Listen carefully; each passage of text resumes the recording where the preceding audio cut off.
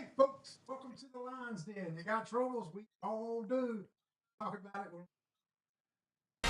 Welcome to the Lions Den. Grab a seat and join the conversation. Let's dive in. And let's dive in. Today, we're going to talk about worries, troubles. We all got them. We all experience them. Part of life. Fallen world. So we're going to talk about that. But before we do, we missed our good friend Flowtown Flo last week. But good news, she's back. Flowtown Flo, you with us today? Yes, I am. How y'all doing today? Hey, we great. We missed you last week. Everybody did. Oh, I'm so glad to be back this week. I missed y'all too. Well, do tell us what's going on in the PD and the beach area of our state of South Carolina.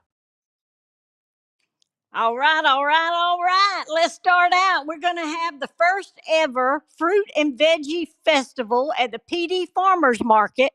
It's going on today and tomorrow, 10 a.m. to 4. They're going to have food, fun, children's music, train rides, games, prizes, and giveaways. So make sure you get by there today or tomorrow. Then we're going to have live music with Elliot Poston at Southern Hops tonight at 7. And the Florence Flamingos play tonight at 7 p.m. It's neon night, and the first 1,000 people who go to the fan service table get glow sticks, and then wait after the game, and you're going to see a drone show too. So be sure to be there tonight. And then going on to tomorrow down at the beach is Ed's Hurricane Hustle. That's going to be at Coastal Carolina University. There's a 5K, a 10K, and a 1 mile fun run. Everybody's going to get will a you be medal hustling? Will you be hustling at that? I'm not going to tell a lie. I don't know. We're going to have to see how today fans out today. You know, it's real hot. I might be too exhausted from this heat. But Roger that. the benefits are going to the Fellowship of Christian Athletes. So the proceeds benefit that good group. And then the City Center Farmers Market in downtown Florence is always from 9 to 1 on Saturday morning. And then Sunday, we're going to have some live music by Christopher Nelson at Holy Smoking, 12 to 3. So after you go to church, you can run over there for lunch and hear some good music. And then at 3 o'clock, you get to see a free cosmic color show put on by Francis Marion's Dooley Planetarium. The doors open at 2:30, and again, that's a free show. And then at 7 o'clock, Sunday and Monday, there's auditions at Florence Little Theater. Can't even speak. Florence Little Theater for Come Fly Away. Then we're going to head on over to Hartsville. They've got two things Sunday evening. They got Gospel in the Park at Historic Pride Park from 5 to 8. And in the Byerly Park, they've got Summer of Freedom's 250th celebration at Byerly Park in Hartsville, 6 to 9, Sunday evening. So we got a lot to do. So y'all get out there and do something. Live life, right? Flo, we appreciate you bringing us all those. We appreciate you bringing us all those events each week. Plenty to do in our area. That's right. Get one ticket to life. Make it a good one now. Oh, I like that. I like that. Okay, we'll see you next week. All right. Bye, guys. All right. Thank you, Flowtown Flo. Guys, we're back on our regular schedule time. We were at midday last week for some different circumstances, but back at our normal hour of 3 p.m. Oh, my sister's got it rough. She says hello from the Bahamas. She's on a cruise right now. You should have something better to do than watch three knuckleheads up here talking back and forth, Vicky. But that was very kind. That was a very kind word you used there, Rodney. To us? To us. I feel like you took it easy on Jack over here. He's more than a knucklehead, ain't he? So, guys, how was your week? We'll start with you, Jack Rock. We might even have a picture that somebody sent me, if Zeb can pull it up, we know you spent the day down at North Myrtle Beach because I got a few pictures people sent me. How was that yesterday? Great. Thousands of people, son. Thousands. Hot? It was very hot? Hot, but when you're having a good time, you don't never feel the heat. Yeah. Does people fall out from the heat? No, not there, but I've seen it juke joints at night. Yeah. I'll call them juke joints. During the summertime in past years, I've seen 3 people laying on the sidewalk at the same time. They come out of these places drinking, and that heat hits them, and they're out. Well, people get dehydrated, especially when you're drinking all that alcohol, which dehydrates you to start with. Yeah. And these extreme temperatures during the day and even night, it gets so humid. I mean, it's a recipe for fall out. I noticed, though, you asked a question. I noticed since you mentioned it going back in my head, most of the people sitting out there on the street, I never see them drinking alcohol. Yeah. If they're inside, because you can see out of the pavilion there. Yeah. But a lot of people stay inside that's drinking in there at the bar. Yeah. Zeb, on that note, in the Marine Corps, we were locked up in formation so often. Did you ever fall out? I never fell out. No. Well, this is something they tell you really early on is never lock your knees out. Rodney. That's right. Rodney didn't listen. That's what happened. Did you hear me say that I fell? But you did read my mind, because let me tell you, we were in a long formation one morning. This was at Camp Lejeune. And I PT'd that morning. I was big on PT, right? So I did extraordinary PT the morning before this big long ceremony. And I did. And you know what? You get in the Marine Corps, when you fall out, you get in trouble. Because they teach you, don't lock your knees and hydrate. Don't make our formation look bad, look silly by being a Marine and falling out. I got woozy. Next thing I know, I was tasting the dirt.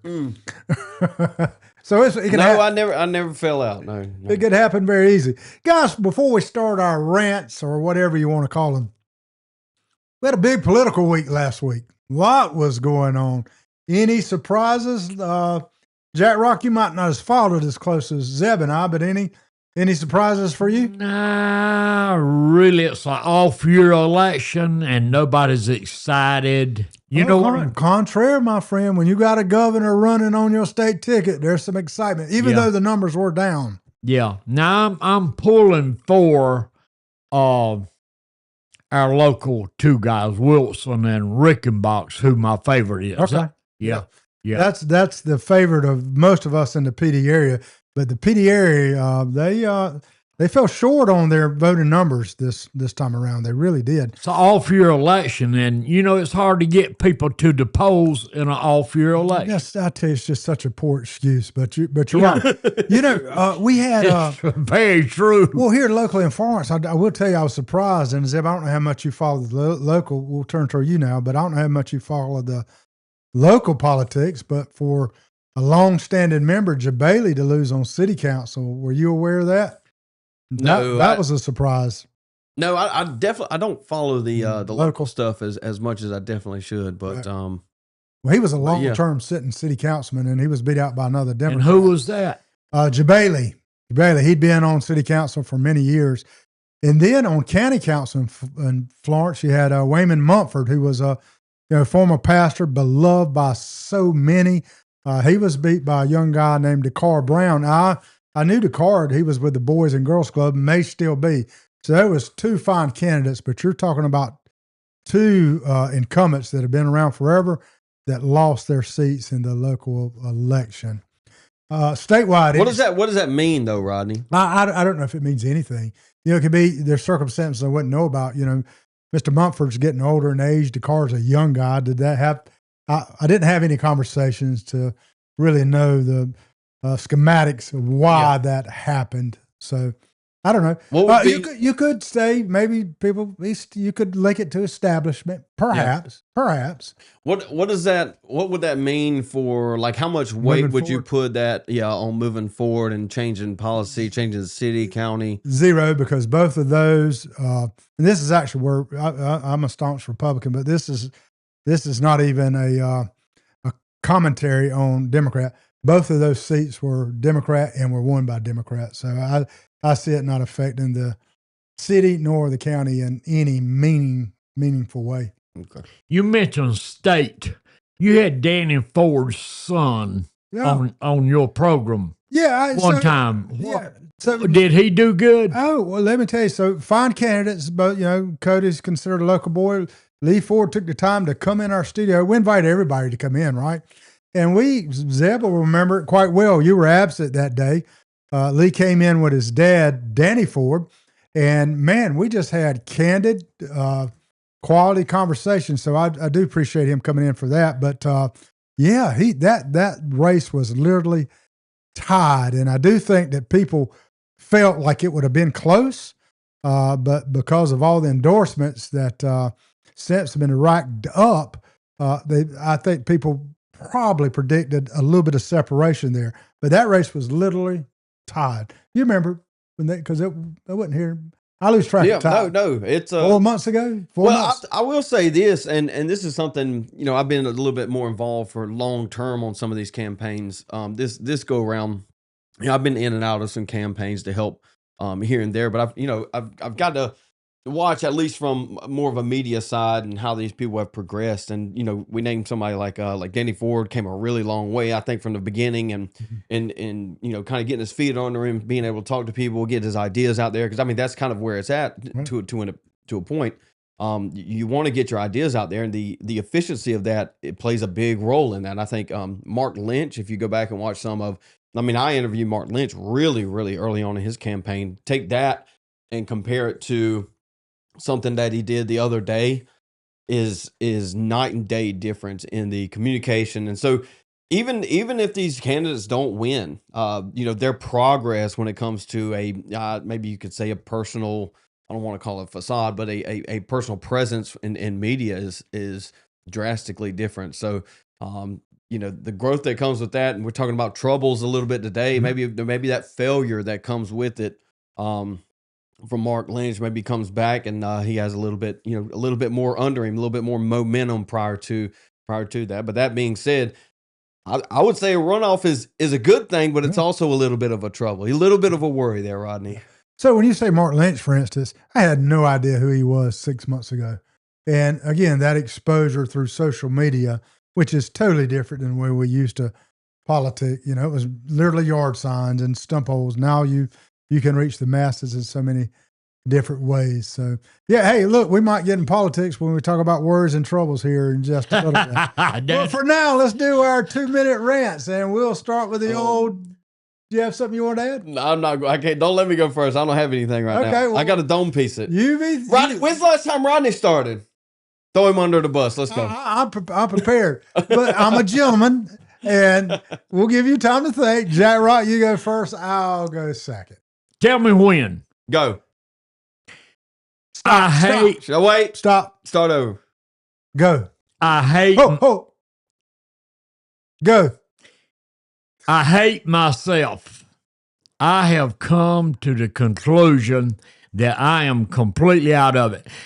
And I'm going to tell y'all why, and most of the audience is probably going to relate to what I'm going to say, that I hate myself.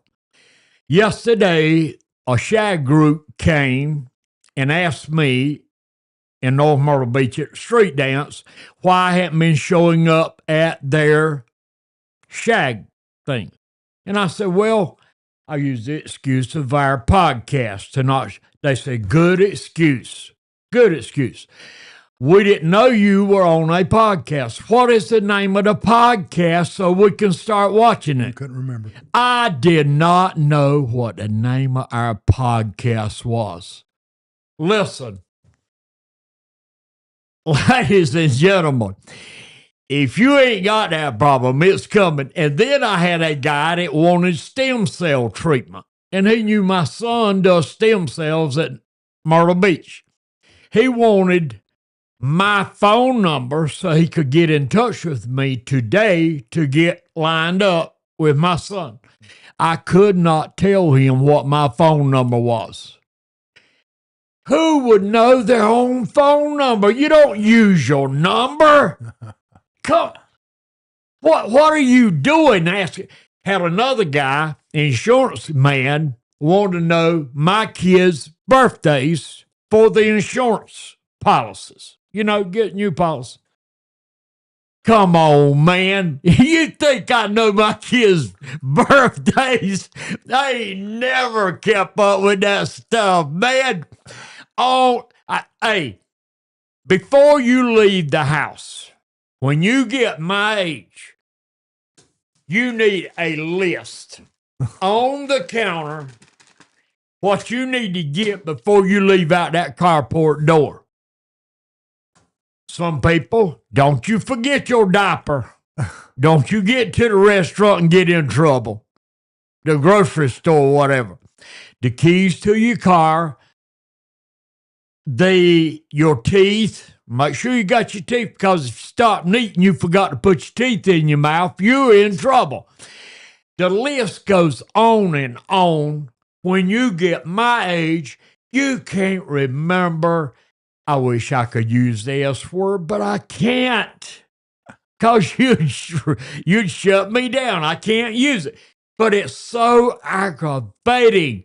And plus, too, in my older age, I've got a hearing problem. And you talk about aggravating, ladies and gentlemen, just a part. And I know I'm in good health and I work hard for it, but there's a but there.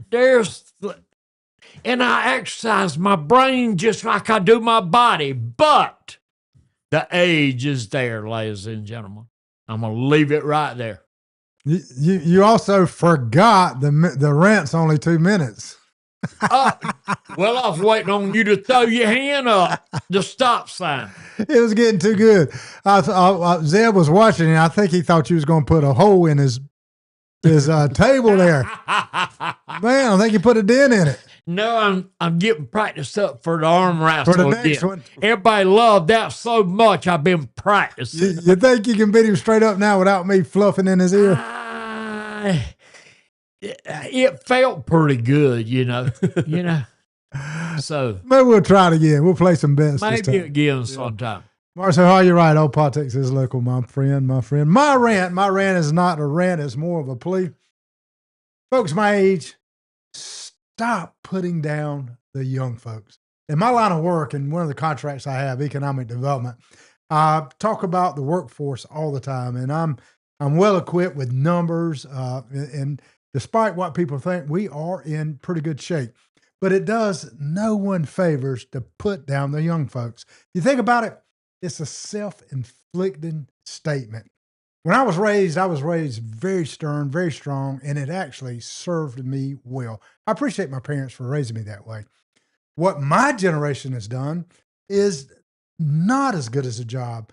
We have raised kids a little bit more lenient than what we were raised, and that didn't do them any favors. We made them our friends. I think it's okay to make your son, your daughter, your best friend once they reach the age 25. So it's a self-inflicting statement, and it does nobody good when you're constantly downing the young generation. That needs to stop. You're the one on trial when you make those type of statements, okay? So doesn't do us any good. Let's move forward. Quit putting down the young folks. They don't deserve it. 2 minutes.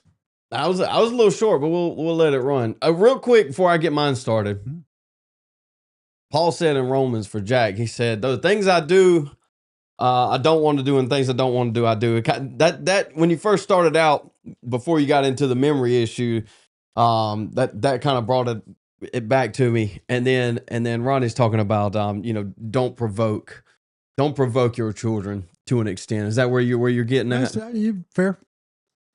Yeah. All right. My go around. You go. My go around. I don't know if I got 2 minutes. I don't know if I got 2 minutes either, but it's going to be more a statement than a rant necessarily. So basically, we're talking about moving again. We're moving. It is what it is. And one of these things that, you get a house, you do all the things that you need to do to move. One of the things is, finding childcare or schools or things like that. And we've been working through this for a while, for maybe a month in totality, maybe more than that by now.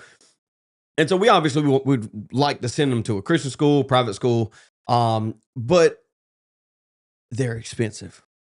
Even the cheap ones are expensive. And so I guess the rant is more about an effort that we need to take for public schools to be more Christian. And I think that's downstream from enacting Christian policies throughout the government. You can yell at me and say I'm a theocrat, but that's not the case. I just want the country to get back to its roots, to its actual foundation, and then from there we can have the Bible in school, we can have prayer in school, we can bring back the things that we ought to bring back. And I think that there's a sternness that is necessary, one across the board with just law and order as a generality, but more specifically when it comes to what is America. America is Christian, right? It wouldn't exist without Christianity, without Protestantism specifically, and the extension of that through the school system, through the education system, through the churches, and the involvement in churches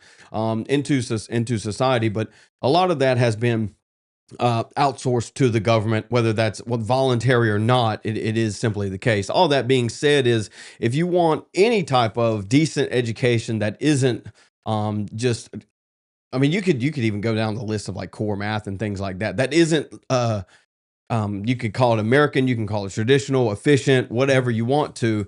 If you want any kind of education that isn't abusive to the child, maybe that's a little harsh, but I'm gonna run with it. Abusive to the child, then you have to come out of pocket pretty heavy, and it shouldn't be that way. But even on the back end of that, I don't know if we're at 2 minutes, but we could even talk about things like Arizona had a bunch of efforts in school choice programming. So I'm not fully on board with it, but I think there's something there. Zeb, I think your rant, your statement kind of paralleled mine in some ways, and that's we've ghosted some traditional ways, particularly in our schools, and the outcome is less of a product. Mm-hmm. And not meaning to call any human being or a child a product, but I will in this case. That's taking place. So I think our rant kind of ran parallel, buddy. Can I throw something in on this young stuff? Yes, sir. One of the biggest things that I admire in my older lifetime is these kids. They're intelligent. These kids are mates every time I deal with it. Okay, look at Musk. I mean, to me, he's a kid. Well, he's not a kid. He's every bit of my age. He's on up in age. He's a trillionaire now, I know that. Yeah, but he's 60, isn't he? At least 60, 50s? So he's not a kid.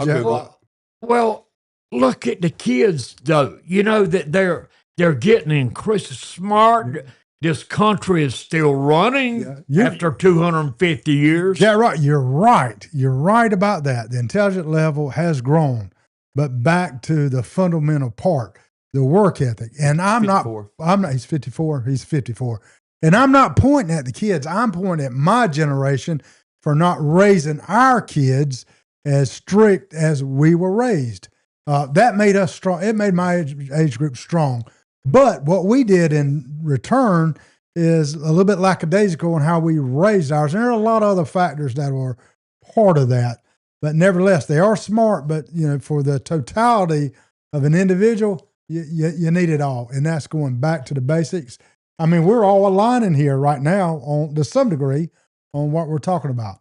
Before we even get to our topic. I'd like to share one thing with my kids, to all of you. Talking about kids. Mm-hmm. All of you know I'm a oddball, okay? But when my kids got old enough in high school to start a high school job during the summer, I set them all down on the couch, and if they're listening, watching, they will agree with me what I said, that I did tell them this. I set them all down on the couch, and I said, girls and boys, I want y'all to, one of you's already said something about a summer job. Forget it. I want you kids to enjoy your summers. Enjoy your summers. All the way till you graduate high school. No work. Me and your mama will work. Y'all enjoy your summers now. But when high school is over, your butt's going to work. It's over with. And that's what happened. Yeah, fair enough. You've got to tighten your lip there, Devil Doll, because Grandma's watching. Hey guys, let's get to the topic at hand. Going to do something a little different here. Look, we all go through troubles. We all go through worries. It's part of a fallen world. That we're promised to have troubles in life. But we're going to do something a little different. I've got 2 videos here, and they're from the most admired pastor I've ever watched. It's like every word that comes out of his mouth is delivered by the Holy Spirit. His name is Adrian Rogers. He's passed now, but Adrian Rogers. So we're gonna do it a little different. We're gonna give you the answers, and then we're gonna go back and talk about many of the troubles that plague mankind, woman included in mankind. But check out these 2 videos by Adrian Rogers and see how true they ring to you. Children of Israel, they were constantly frenetic, constantly worried, constantly murmuring. Why? Because all they saw were the works of God. They saw God do his miracles. They saw God open the Red Sea. They saw God give manna in the wilderness. They saw God give water out of the rock. You'd think that would satisfy them, wouldn't you? You'd think that they just have a heart full of rest, but they were constantly murmuring. Why? They didn't know the ways of God.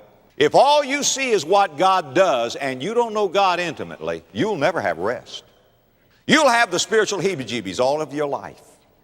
Listen, God said, my presence will go with thee and I will give thee rest. Exodus 33 verse 14. You see, the children of Israel were doing fine as long as the works of God pleased them. But then when God didn't do things just the way they thought that God ought to do, then they pushed the panic button.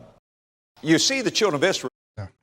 So there's one of the answers. And what we're going to do is immediately, not replay, but play the second video by Adrian Rogers. You just got part of the answer there. Here's the other part of the answer. No. Promised that we would not know difficulty. As a matter of fact, what he has promised is we will know ultimate victory. That's the reason that one of my favorite books in the Bible, if not my favorite, is Romans, and one of my favorite chapters in Romans is chapter 8, and some of my favorite verses in Romans chapter 8 are Romans 8 verses 35 through 37 that ask a question: who shall separate us from the love of Christ? Shall tribulation or distress or persecution or famine or nakedness or peril or sword?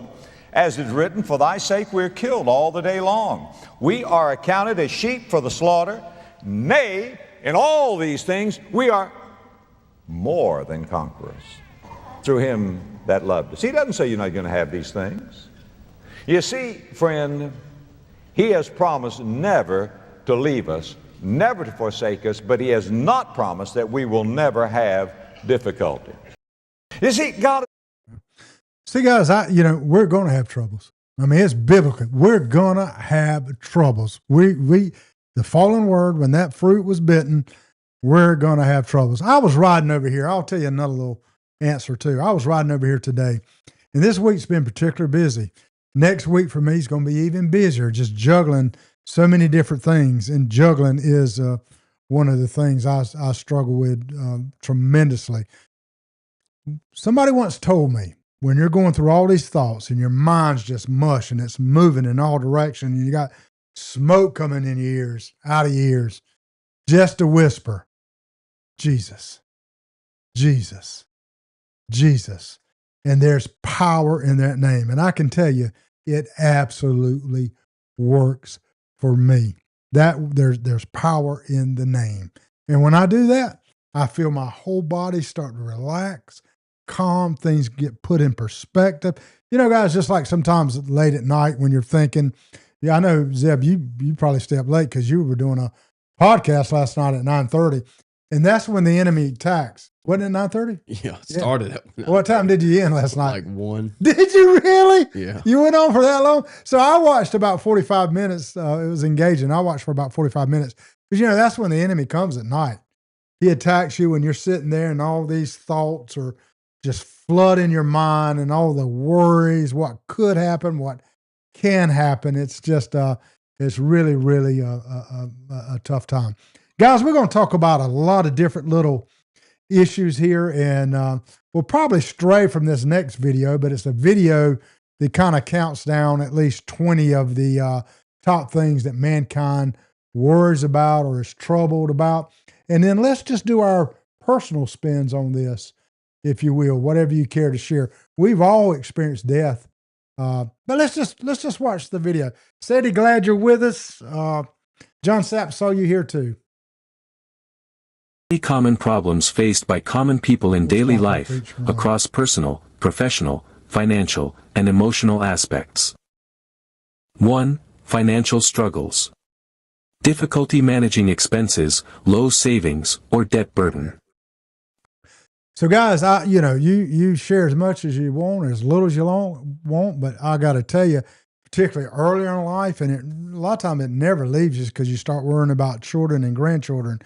But financially, I don't know anybody that hadn't at some point of their life worried about finances. When I was in the Marine Corps, me and my wife, we'd look up under the couch cushions for change to make sure we had enough gas so I could get on base to work. You know, it was tough. Jack Rock, any financial burdens that, you think about the single moms, how they're going to buy Pampers, how they're going to buy food. I mean, financially is one of the biggest burdens that we can have. Jack Rock, anything to share there? You made me think about looking for a quarter in the couch. I used to, just to get a cup of coffee in the morning when I went to work at the courthouse, I'd rob the coffee weren't but a quarter a cup back then. I robbed a children's change jar for a quarter to try to get through the day with. Yeah, hey, it's rough. It can be rough. Yeah. Stealing from the churtling. Yeah, the churn. Caught a churn quarter. But so many families suffer today, especially. And I'm gonna slide to Zeb pretty quickly. I mean, Zeb and his family does quite well, but he's worked very hard. But you talked about a little bit last week, and this is the big stuff. This is not even the little stuff. People that can't even scourge up enough money for rent. You talk about mortgage. How can families afford a mortgage today? I mean, you talked about this a little last week. Care to share anything about financial burdens? Yeah, I mean, well, you talk about being not having a ton of money coming out of the Marine Corps or in the Marine Corps. Yeah, we came out of the Marine Corps with we had some debt coming out too. We inevitably got that fixed, but it's a stress. It's an exponential stressor. Does that make sense? So, you can have all these things that are adding stress onto you, and we're probably going to get to some of them, but the financial side I see as a multiplier. It makes it exponentially worse than it ought to be. That being said, I think it kind of ties into the rant I was talking about this morning, where if you want anything, I would say within the normal realm, if you want to live a normal life, traditional life, however you want to classify that, I mean, you have to come out of pocket. You have to have a little bit of money. That being said, it gets expensive. It gets expensive really quick. Inflation's going up. It's going to continue to get worse. It's just talking about the nature of the world. That's what we're dealing with. This is entropy, and inevitably, I don't know, maybe it bursts one day. Maybe it doesn't. Who knows? I don't know. But yeah, we've had some financial struggles. Obviously, things happen in life. Big events like having a kid adds to that too. So yeah, it's been there. Even smaller events. Look, your car break down and you got no money in the bank and you need that car to get to work next week to make your minimum wage job. I mean, it just compounds. Absolutely. Well, I just picked up my truck. I didn't even tell you this, but I just picked up my truck from the electric auto and electric guy at Richborough. It was only $231. It was a battery. It was a battery. It's $231 that you didn't anticipate spending. It was a battery replacement, but I mean, it adds up, dude. Yeah. Time after time, for sure, it adds up. So I go to the grocery shop, almost grocery store 3 times a week because I don't buy in bulk. I'll buy as I cook because I'm home by myself, and I can't get out of the grocery store without a dozen people telling me, gosh, can you believe how much this has gone up? That has gone up. And look, I watched a lady African American woman. She was older in age. She needed help. She couldn't really see that well, and asking me to help her to find something, which I did. And she says, "Oh my gosh, it costs that much now." She put it back, and my heart broke for this woman. I mean, she put the product back because it had gone up so much since the last time she was at the store. So financial burdens are upon us. And hey, look, even beyond that, guys, even those that are wealthy, the devil comes in, and there's that word called greed. They're spending all their money, all their time worrying about financial investments here and there. So the devil has his way with the poor and the rich as it comes for finances. I mean, they experience some troubles and anxieties off of having a lot of money at times, Crazy, isn't it? You mentioned that. I ran into a guy at the beach this past week at the dock. He had been out all day carrying his friends, riding and fishing. They just enjoyed the whole day on his boat, big boat. And he told me, he said, "Jack, can you believe how high gas is?" We're talking about a guy that was left probably $1 million, $2 million. And I said, "Yeah, but I don't pay it no attention. I just go pay and don't pay it any attention. Price of gas, whatever. Just put the car in the pump, and go. Don't never look at the price." And he said, "Can you believe I paid almost $7 a gallon for my boat gas?" And you made me think of it. This guy is, compared to us three, wealthy. And he's worried about $6.50 for a gallon of gas in his yacht. Now, and it's killing him. Yeah. I ain't got nothing and I ain't worried about it. Well, I remember last week you were saying, and it was so true, you were saying, don't sweat the small stuff, and everything's the small stuff. I've heard that saying before too. And to Robbie Speaks' point there, who joins us quite often, he said, only 5% of what you worry about actually comes to pass. I mean, the Bible tells you worrying is a wasted emotion. Yes, Sarah, thank you for joining us too. Yeah, speaking Jesus' name absolutely conquers it all. Guys, what do you? I got a host of things. Let's move on to another big one, and that would be health. Health is probably one of the biggest troubles.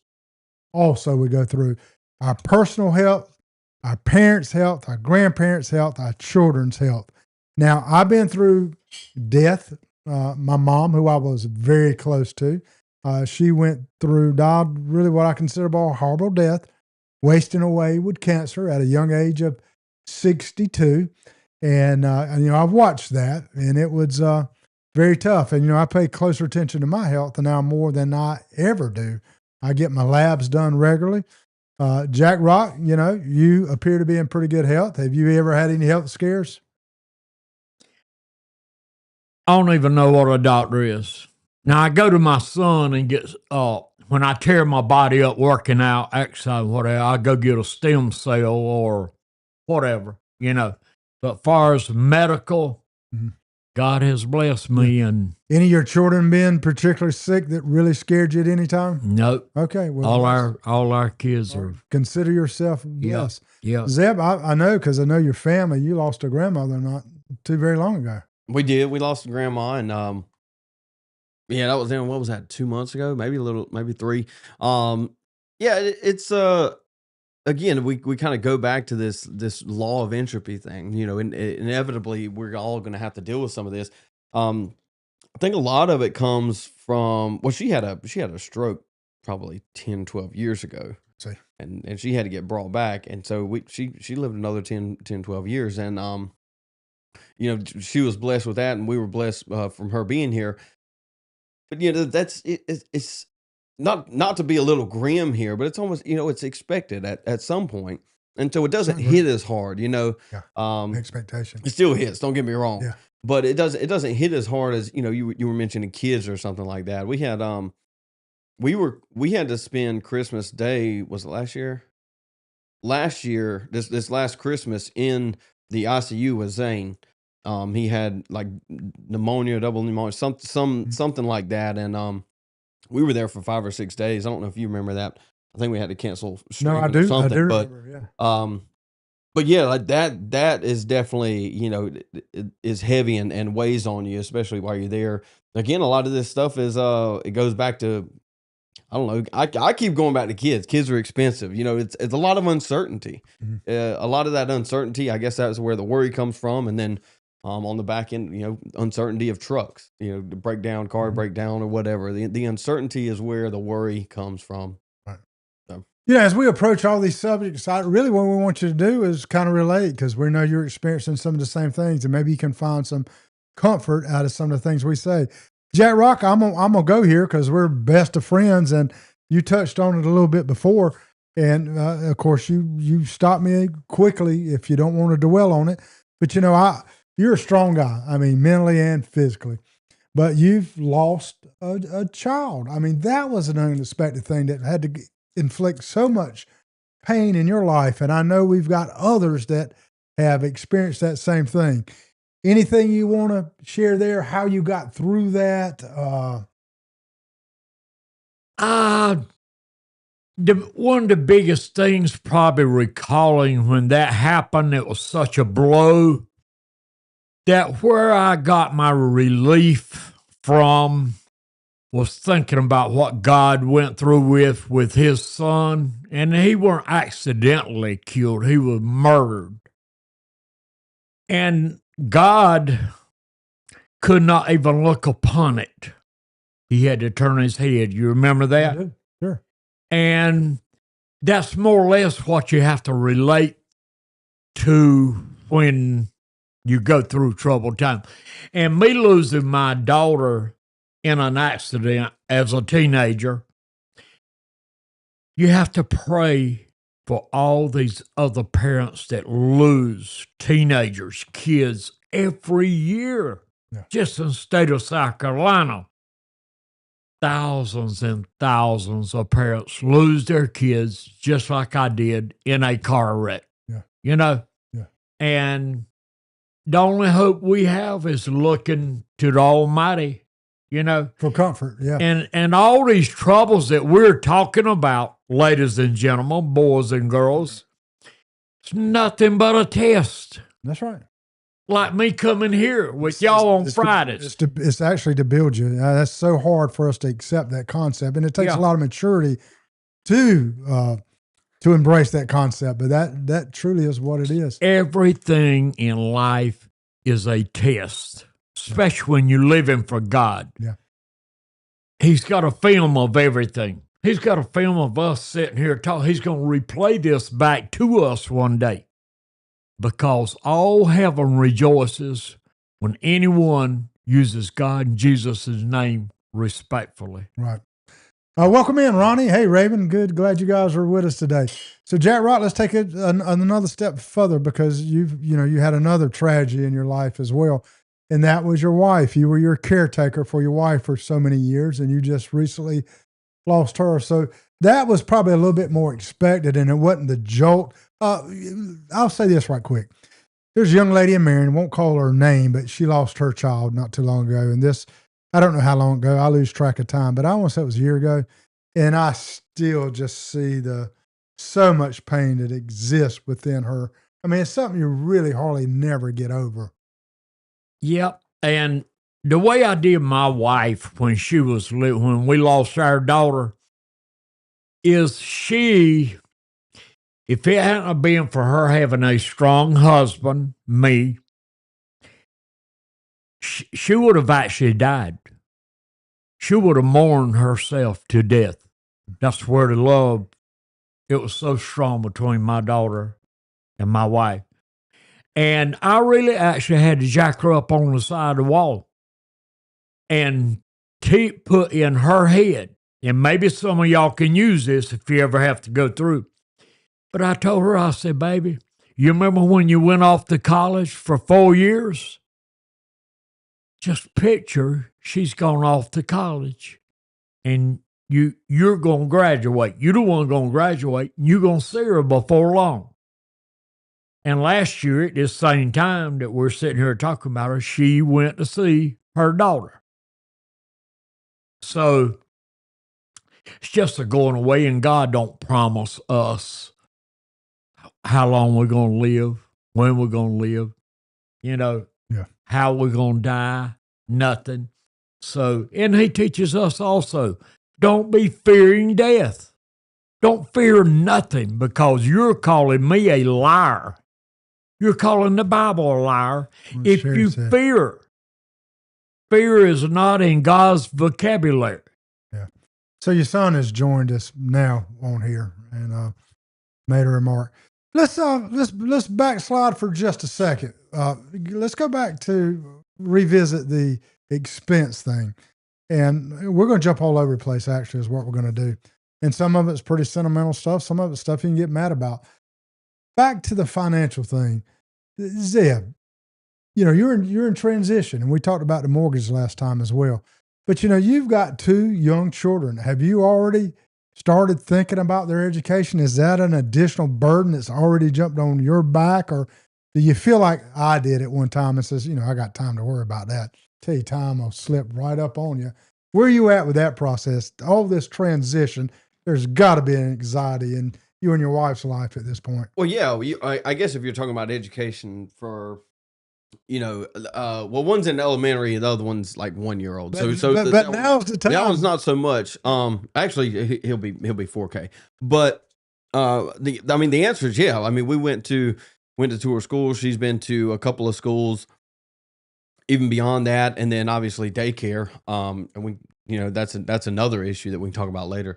But the answer is yeah. I mean, the education is there. Where do you send your kid to school? I would prefer to homeschool them. It's just not, it's not really a viable option.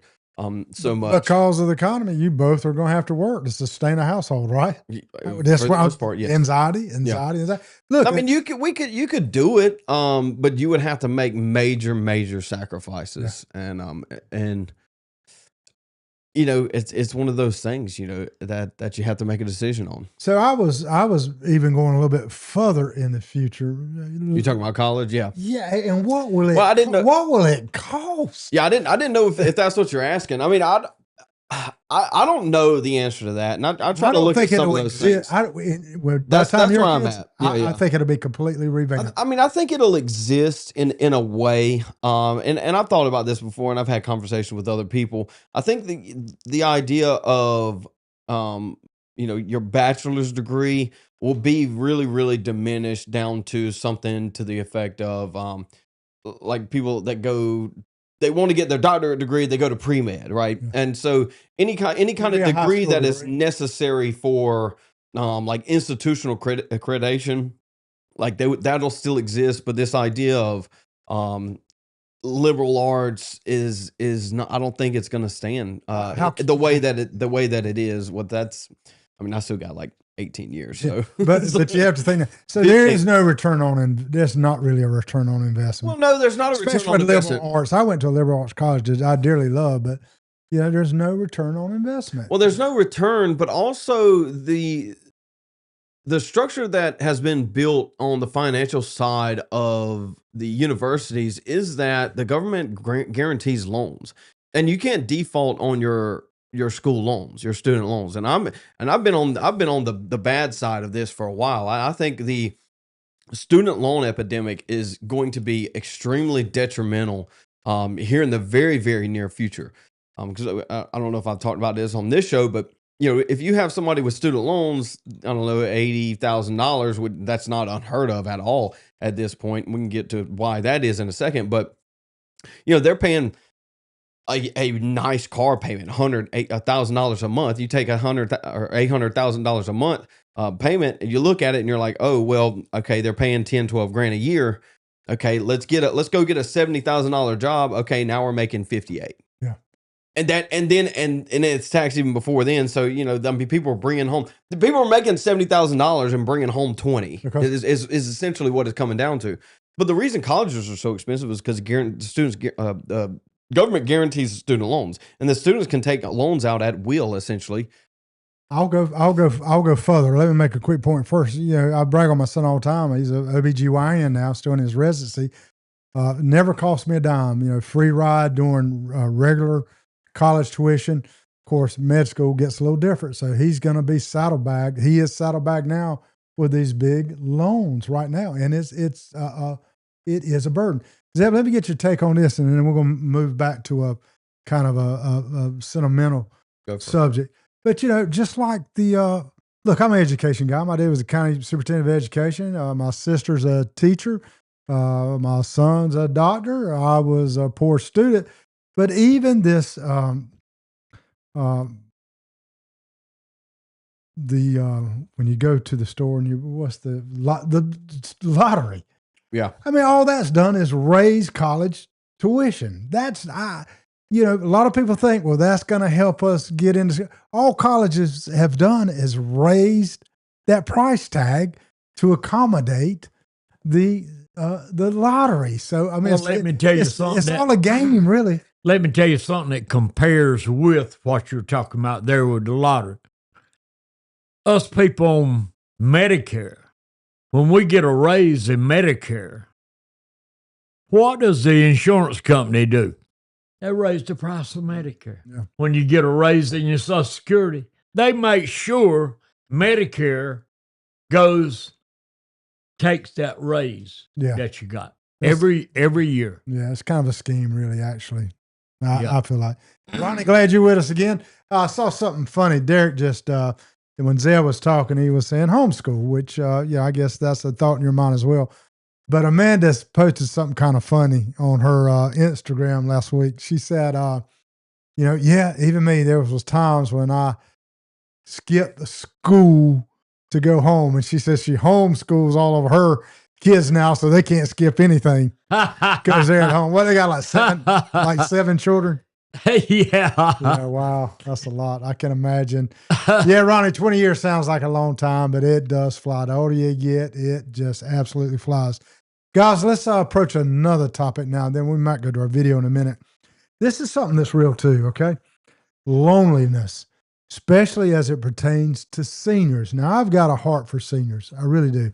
I visit and I check on a few people on a regular basis.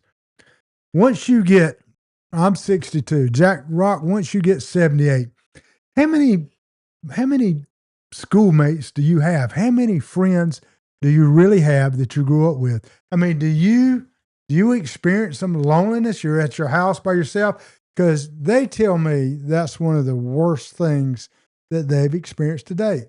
A senior citizen sitting at home, not knowing what to do next. Perhaps their health is not well. They're without their spouse. I mean, loneliness, that's a real thing, is it not? Do you experience it? Loneliness, I've known this my whole life.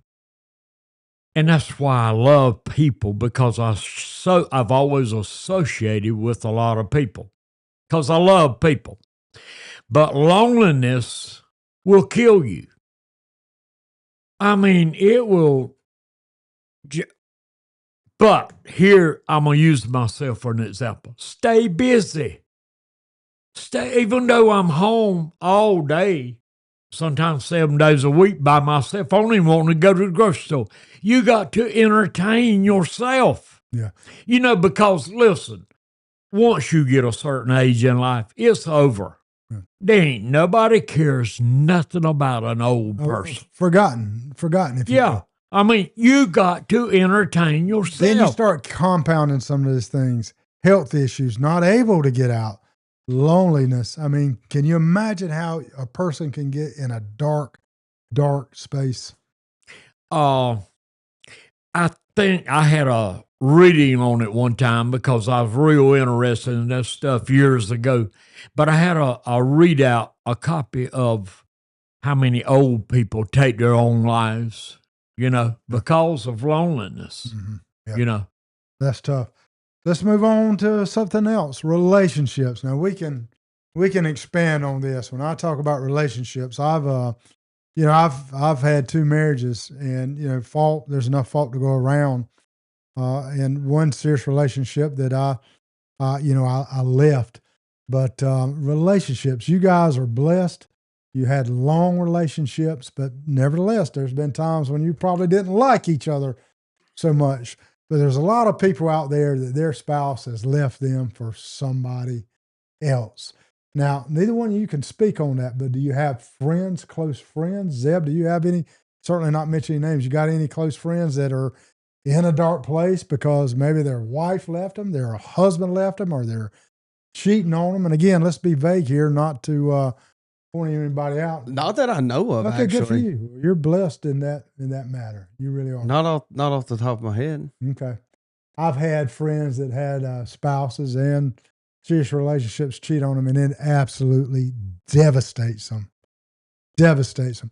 Guys, I'll tell you, the only time I'm an upbeat person, the only time that I've really experienced depression in my life, I'll tell you what happened.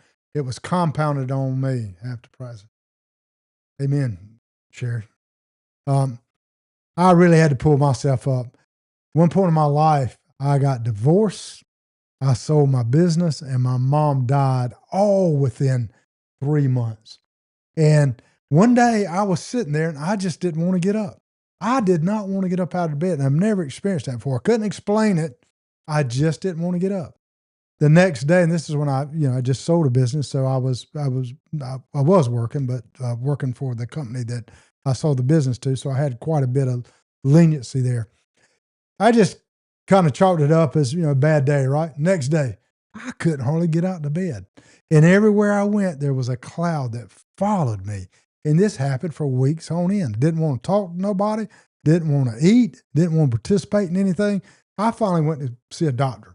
And I don't know that that's always the answer, because medication can help at times, but often you just up you up the dosage. That's where it turns back to Jesus. But guys, I was in a dark, dark place. I mean, depression is a real thing. Something people deal with all the time. I thank God that I never went through with that. Yeah.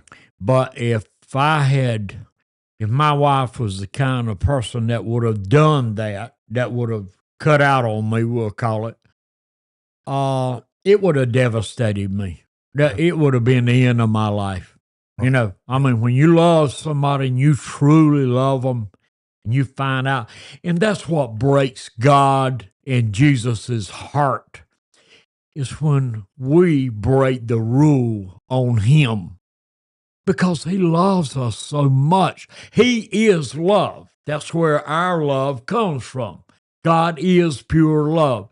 And when we do things wrong and we jump over on Satan's side, it breaks God's heart, and to no end, just like what we're talking about. Well, let me assure you this. It's prevalent out there in the world.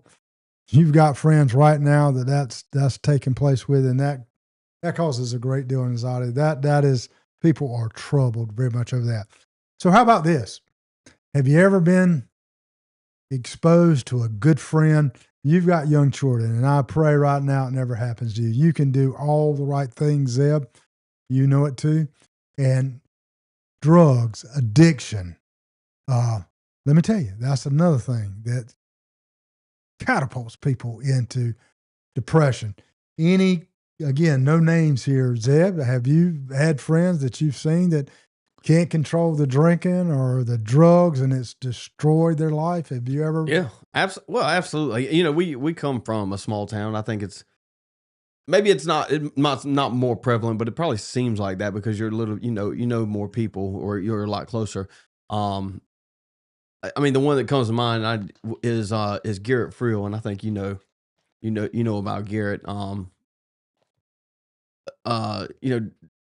Paul Friel was, I mean, for everything we could tell, was a good father. I mean, he came out did all the right things. Yeah, did all the right things, but to the point, it's like, at some point, and I've already tried to wrestle with this a little bit, is that our children are their own individuals. Like, they have to make their own decisions. And you can control it for however long that you can, depending on how the child itself. And but at some point you have to let them go, and sometimes that's it just works out that way. And it causes a lot of anxiety on your part too, because you want to say never give up, never give up. But at some point, to your point, I mean, You can't do it. a drug, especially the drugs today, they will grip you and they will steal your soul where nothing else matters. You heard the stories. I mean, I know some things very close to me. They'll steal from the mom, their dad, their anything to get that drug. Jack Rock, you ever seen any of that? Working with the street people, the drug addicts like I have, here's the only way I can explain the misery and the heartache that comes with the drug thing. You can take a lifetime of problems, financial, everything we've talked about, marriage, death in the family, whatever. I don't care what it is. And you could take it all and pile it all together in one pile of a lifetime of problems, and it will not match what a human, mother, grandmother, granddaddy, all of them goes through with a child on drugs. That child's in the street dealing with the hardest core criminals that's ever existed.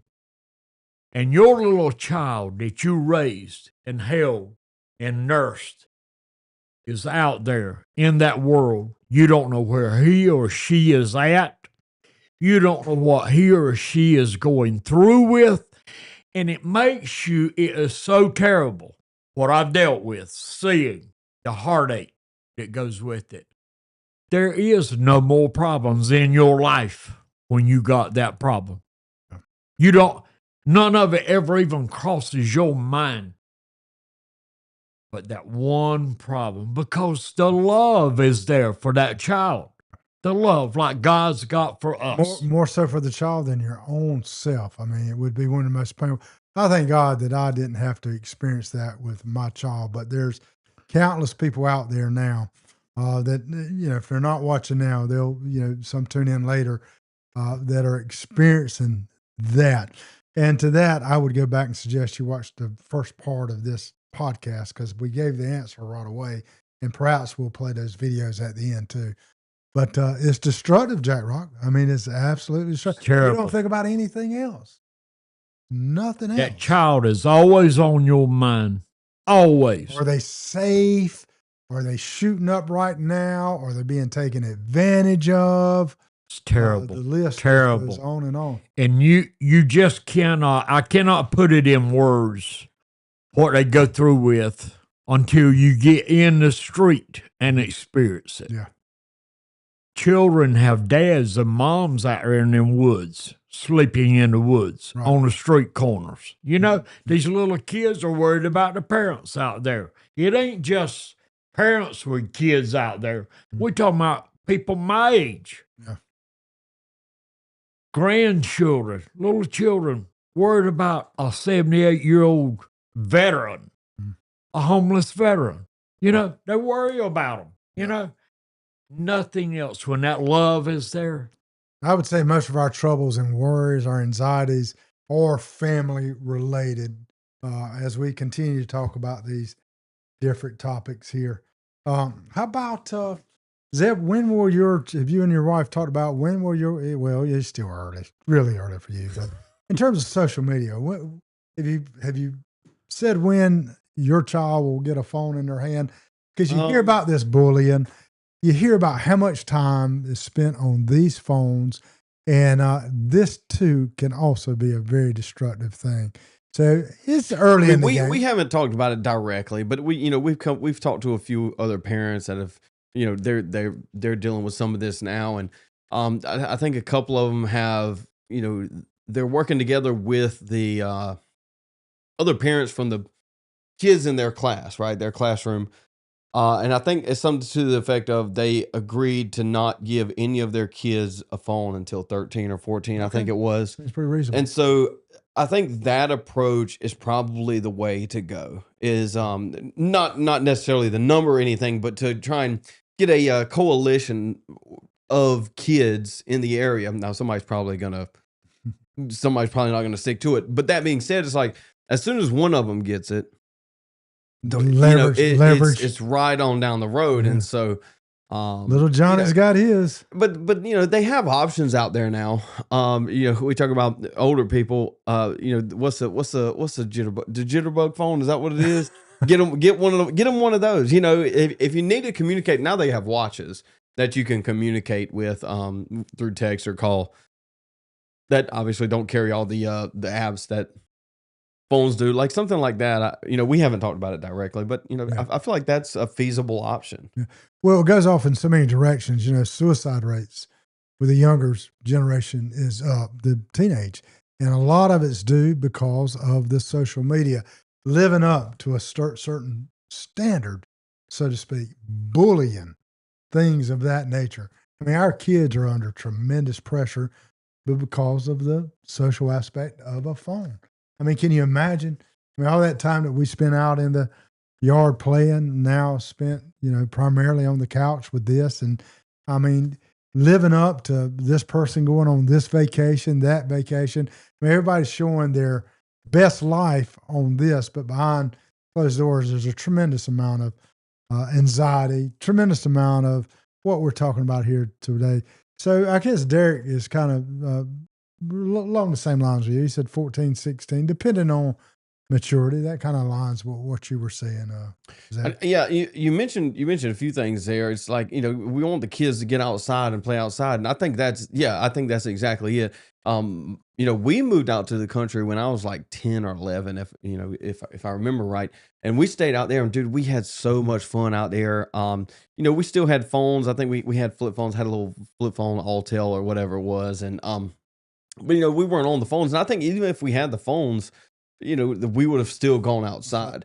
And so there's this, again, we go to this level of money being the thing that can be leveraged for normality, or what we can call the American dream, or whatever you want to call it. And so it's like, okay, you want your kids to go outside and have fun. Well, you're going to have to be able to afford a house and or land in a place that you want them to be able to, where you feel safe for them to go outside. But even the idea of feeling safe to go outside is brought in with the worry and troubles that come along with everything else. So, when we close up, I got a little bit on the thing today.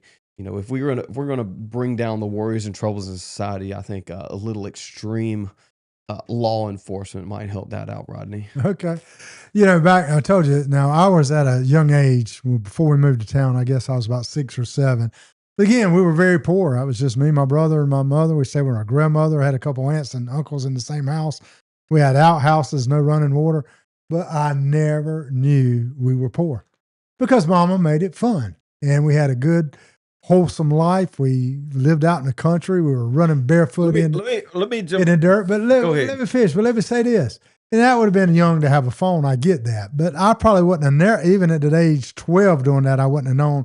Had I had a phone and saw how everybody else was living, jealousy would have set in with me. And, that might have caused some anxiety at me at a young age. That might have made me look at my lifestyle and my family a little different. We weren't quite living like everybody else was. Didn't mean to cut you off, Seb. Go ahead. Well, I was trying to cut you off is what was happening. But no, you brought about you talking about living out in the country, being able to play out there and not having like a ton of money, but you never really knew it. And we were kind of in the same boat. I wouldn't classify us as poor necessarily, but one just to kind of lay the groundwork of where we were out in the country is, we would have a birthday. We have a birthday party, and one of the things that Daddy did to entertain us for the birthday party, we probably had 20 boys out there. I was probably 15, 16. So, think about 20, 30 kids out there between the ages of like 10 to 16, because I got younger brothers. And we get on two sides, and Daddy divvies up buckets and wheelbarrows, whatever we can find to carry things with. And so the game is which team can collect the most pine cones. You want to get a yard clean, Rodney? Make it a competition. That's a birthday but party, that's- pine it's cone a birthday party. dude. And it's gonna stick with me Oh, forever. that's And creative. it was fun. We had so much fun That's out there doing creative. it, and it's and Daddy got the Got pine the cones yard picked work up. done. Laughing. Hey, he without got his any, he got his honeydew got it done. something Got it knocked off of done. there from your mama. Yep, That's good. I love that. I love that. Yeah, A little creativity goes a long way. absolutely. And you know, expectations. Sometimes we build expectations so high. I thought you were going to say something else about a birthday party. You know, these. You know, I say kids today, and again, this is a self-inflicted statement. We're giving them so much at such a young age. 15-year-olds are getting the new model cars off the lot. I mean, that's unheard of. I tell people all the time that, yeah, my first car was a Chevette. You know, I mean, expectations are built so high. How do you continue? You have to keep raise them, or yet depression can set in on a young mind really, really quick. Like You just made a point, and it, kind of made me think that we're given, the famous Spider-Man quote is, "With great power comes great responsibility." It's like we're giving all these kids all of this responsibility, right? Beware of unearned wisdom. Given all this responsibility, I guess it isn't even responsibility. There's no real responsibility there. It's we're expecting so much out of them, and they haven't gone through the trials to get there. It's unearned to an extent, and this is where I'll cede a lot to the older generation, is that we are entitled. I think the entitlement goes both ways, but there is a lot of entitlement here where we're expecting things that we don't necessarily deserve to an extent. And so, back to my point, is self-inflicted. I mean, it's not on the generation that's doing these things. It's on the generation before that didn't raise them with any kind of strictness or even the creativity that your dad did. I love that, man. I'll tell that story again. And all that. Bravo there to Pops. And all that, what you're talking about, comes from love. Mm. You know, we love them so much that we want to spoil them. You know, we don't even want them to have to breathe. We love them that much. Jack, did you ever spank your kids? Did you ever spank them? Boy. Derek's will probably come with that. Derek's the only child in the family that never got tore up. Really? He was so good, and he knew when to hide. He knew when to hide. There you go. So my son, I didn't have to. Let's use the word whoop. I didn't have to whoop him very few times, but he will tell you one, and I'll tell you what we'll call it. And I used to get my. What did Derek say? He got me. But let me tell you what I did to Zach. And I got this because this is the way I learned it as well. I got tore up, and you said that just so you know. We know he tells fibs up here sometime, Derek. So the worst whoopings I ever got, and the worst whoopings Zach ever got, you know what it's famously called? A church whooping. Acting up in church. I couldn't sit still, and I'll never forget the whoopings I got home. You know, I thought, well, maybe if that preacher kind of softened Daddy's heart up, he'll forget how bad I was in church. Never did, right? Oh, dude, I never. That's a good one. Hey, and Zach got to moving around in church one day. I said, all right, keep on now. And he didn't believe me. He kept on. And I gave him a church whooping. And you know all I had to do after that? No matter where we were at? All right, boy, you about to get a church whooping. Guess who tightened up? Zach. He tightened up in a hurry. You know, you reminded me of something. Is when we got in trouble, we did something, or grades weren't great, or whatever. You talked about the preacher softening up your daddy's heart. We would call Daddy knowing he was a long way away. We would tell him as far out as we could, so that it had time to simmer down. Anybody that knows Daddy it knows exactly what I'm talking about here. He was quick to get home. It was there. You gotta tell him while he's at work, so on the drive home he can relax. All he did was drive faster, Zeb. All he did, the man that invented the wheelbarrow game, all he did was drive faster to get home to tear your tail up. That's right. You spared a rod, you spoiled a child. Hey, does it get any simpler than that? I mean, it's biblical. All we got to do to avoid all that we're talking about is go back to the Bible. I mean, the whole map is right there for us. I love that. We need to hear more about your daddy at times. Oh, I got daddy stories now. I got daddy stories for days. Oh, man. He greeted us out 2 weeks ago. You remember Jack Rock? He greeted us out there in the front yard.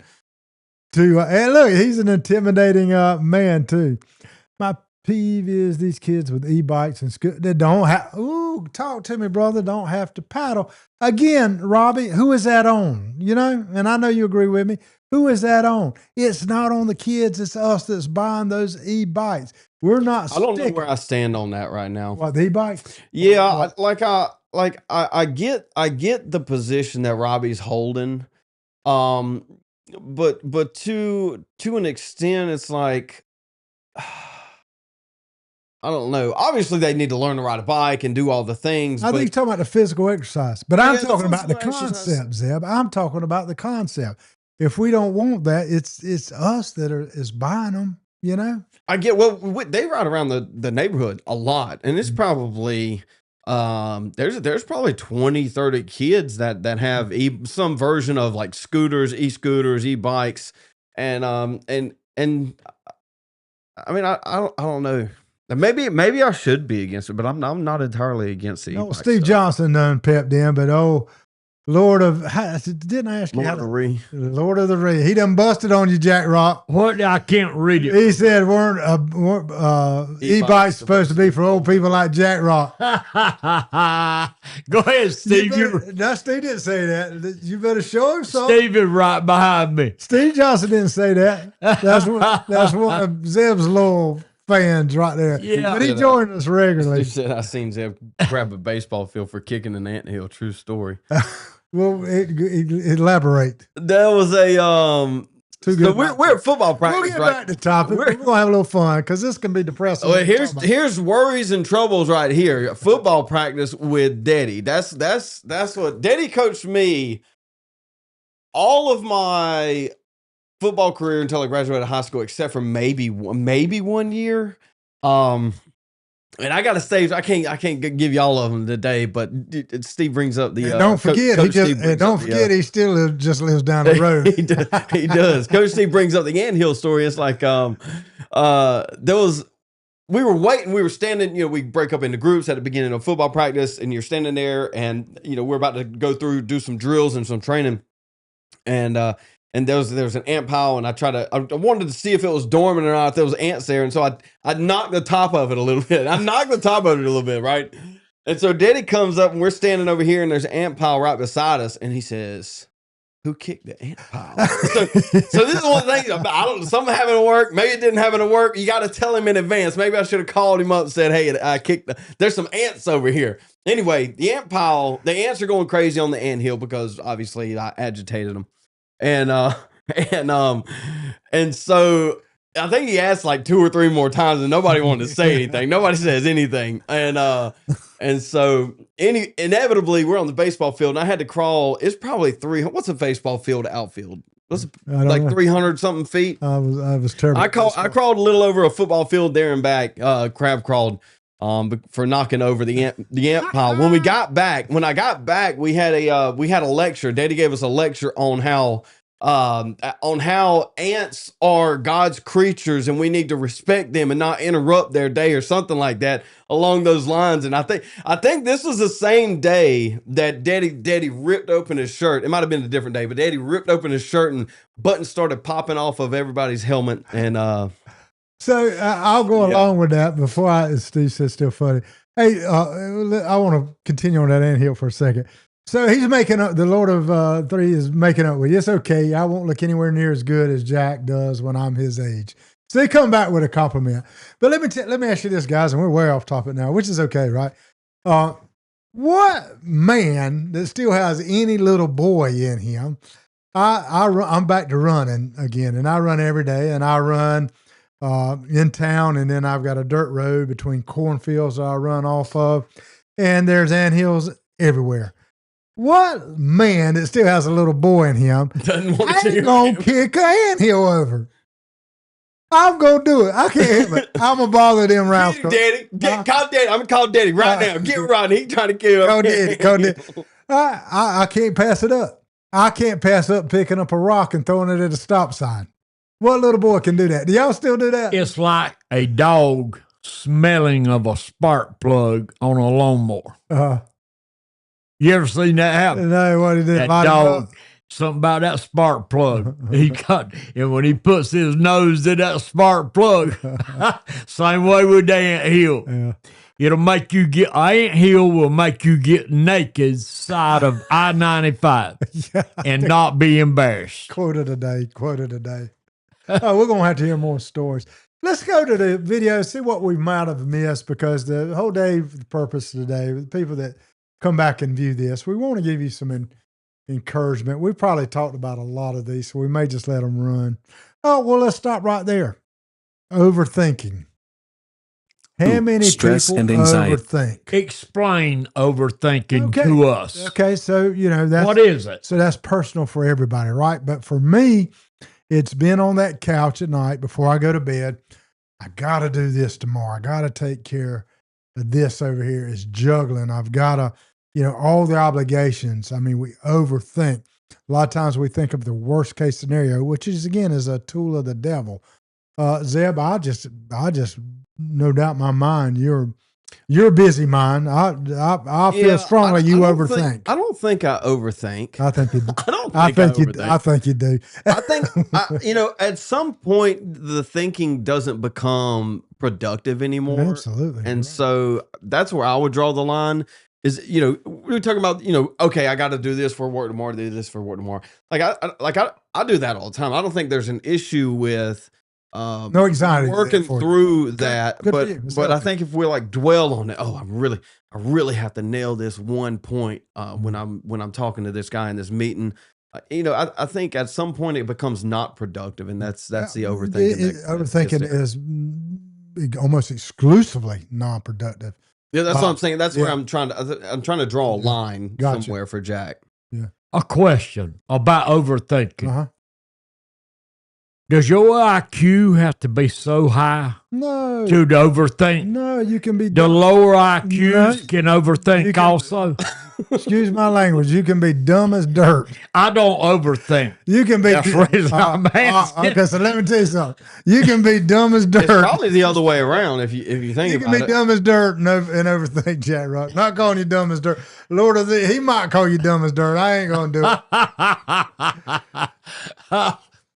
He said you need to be on an e-bike because you dumb as dirt. That's what he just said. That don't offend me. Not near a bit, right? Not nary a bit. I'm country. I said near a bit. See, he said narrow. He put a Y on it. You got to put it. And I'm like going to tell you. like he does the S on Walmart. Uh-huh.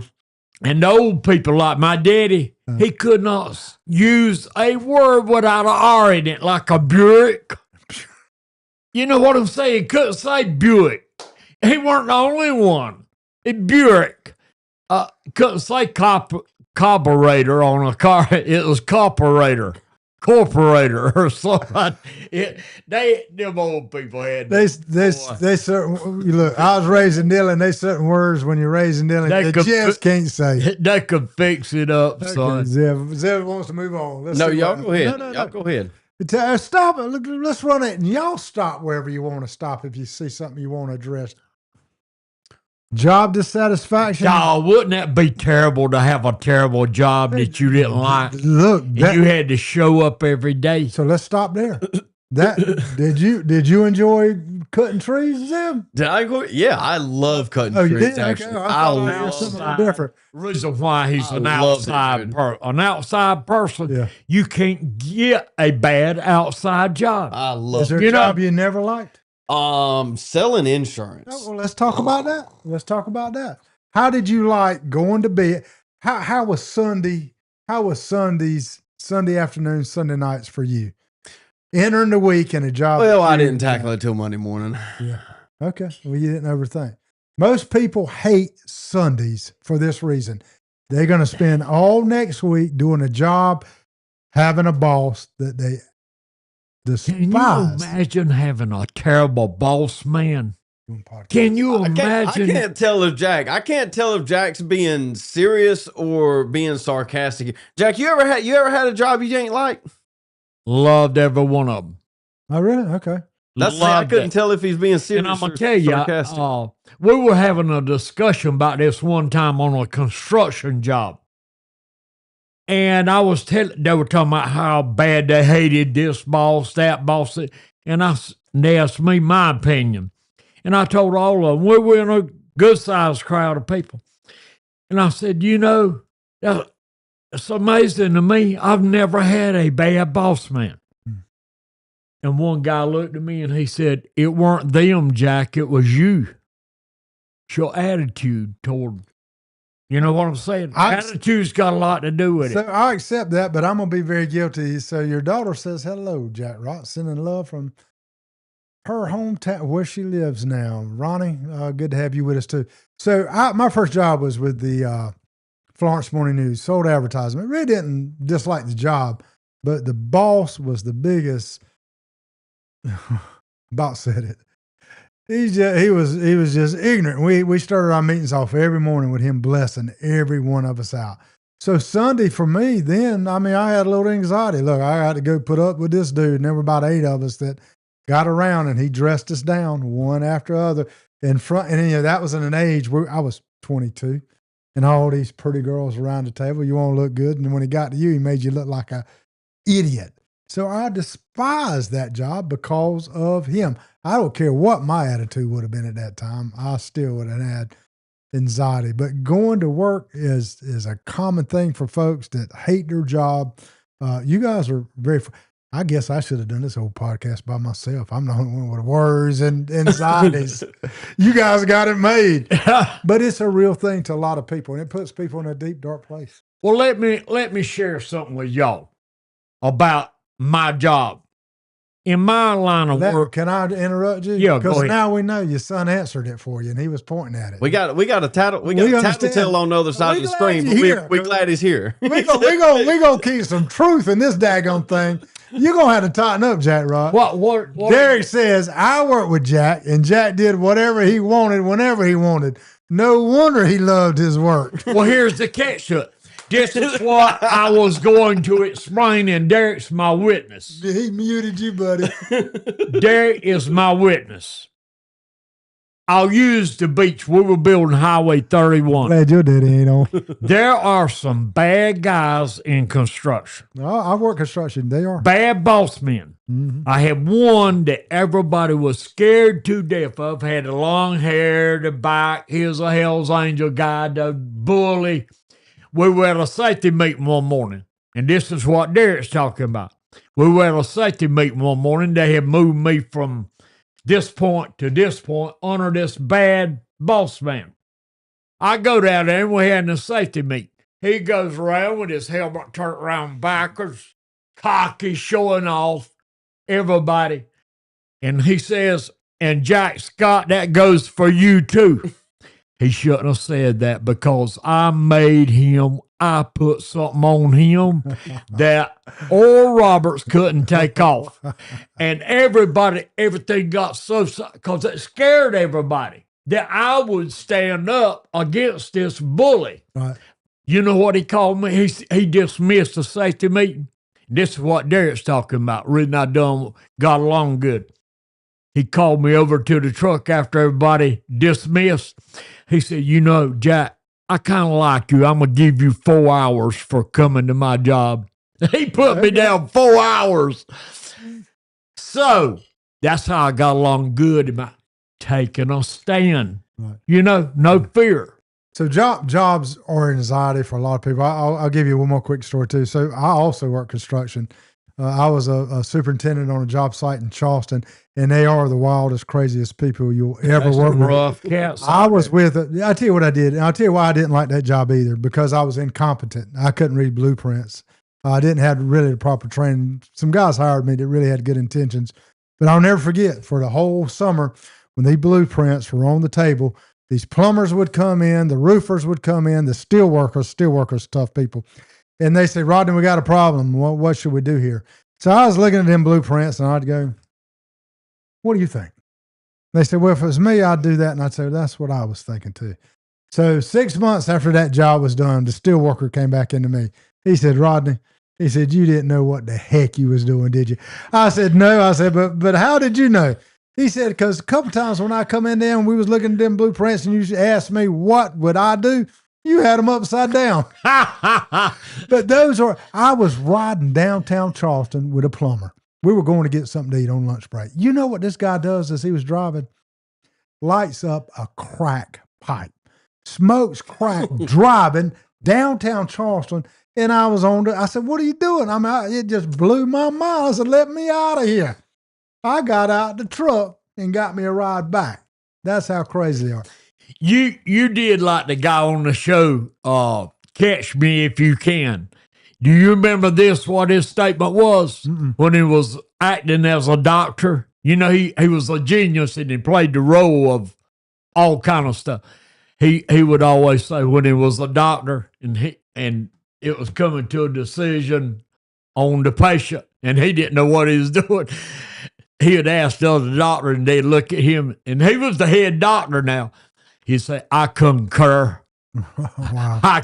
That's what you were doing with the prince. I feel better. You were concurring. I feel better about myself than life if somebody else is a doctor. Let's look at one or two more of these, and then we're going to close out, guys, and we're going to close out by playing the Adrian Rogers video again. But see one more that you guys want to tackle. I've dominated the conversation. Y'all pick.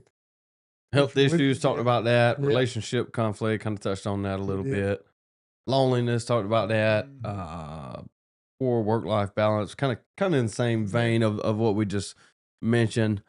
Low self-confidence, lack of purpose or direction. No, you guys are full of yourself. That don't bother y'all at all.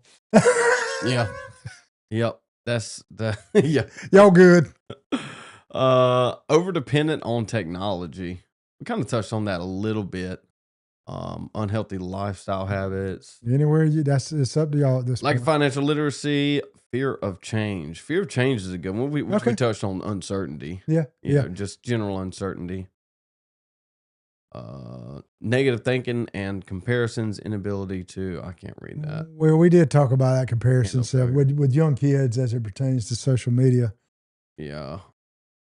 Maybe Over commitment and burnout. okay. I think we might. Difficulty in decision making. Yeah, that's about it. Okay. So, guys, let's before we play these Adrian Rogers and I close out, let's give each of you the opportunity for your final words. Jack Rock. My final words. On anything, everything. Always remember what we said last week. It's all small stuff. Don't worry about it. Time heals everything. Time heals it all, if you'll let it. Some people don't want it to heal. Some people love problem. Did you know that? They waller. We use that word, waller. Complainers. Waller in it. Yeah. So don't be one of those. Just enjoy life and don't worry about it. You know, one thing I think y'all probably do as well, too. Now, we'll close with the real remedy, which is what Adrian Rogers says in both of these videos. But, guys, I think you can relate to this. If I have some anxiety, if I'm burdened, if I get out there and go on a hard run, walk, or hit the gym, a lot of times that will be a temporary relief. Can either one of y'all relate? Oh yeah, Does that yeah. resonate with you? A walk. It's almost like a release of Absolutely. of stress for sure. Yeah. Most of the time. And some of my best Take a walk. and some of my best workouts are when I'm burdened and I'm going to get rid of it. I shared that with a female acquaintance of mine one time, how to relieve what you just said. Jog, run, exercise. She said, I would rather die. Gosh. Some people would rather die Well, they don't- than to Well, exercise. they don't know. You know, Jack Rock, one of my favorite sayings that I've kind of thought up myself was, chicken today's feathers tomorrow. That's something I made Don't up. worry about it. Something I made up. You ever heard that? Yeah. That's what your- Chicken today, fellas. that's what your daughter says you use. Oh, yeah. So, you know, why you let That's me, what- why you let me by with saying I made that up? I'm wondering, I didn't know she had put that on. But that's what I'd tell my Go along with it, woman. That's what I'd always tell my kids, We're worried about where we were going to get the next car from when they were growing up. Because, you got to supply vehicles. No money. I can get in stealing coffee money, man, from the kids. And I got to buy a car. And I'd tell them all, chicken today, feathers tomorrow. Don't worry about it. Steak tonight, bologna the next night. Yeah. Right? Yeah, I hear it. So Zeb, your final words, and I got to tell you, you got to bring more. We got to bring more dad.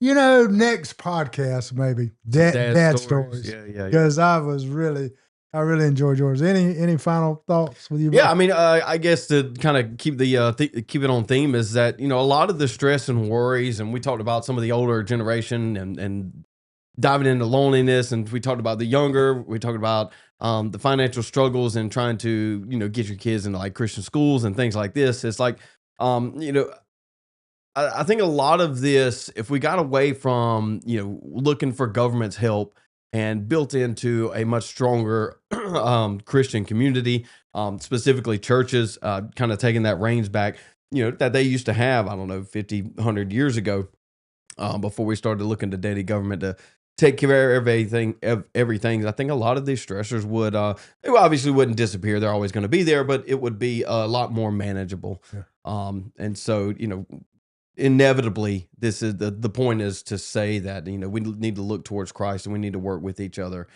to create a society that we want to live in. Well said. I think both of you guys said last week, and to take Jack Rock's word to reiterate, you both last week said it's time for a reset. Remember that word, reset? Jack went all crazy on us last week. I wasn't expecting Jack to yell for revolution. Yeah, you was feeling it though, won't you? I'll take it. We need some numbers.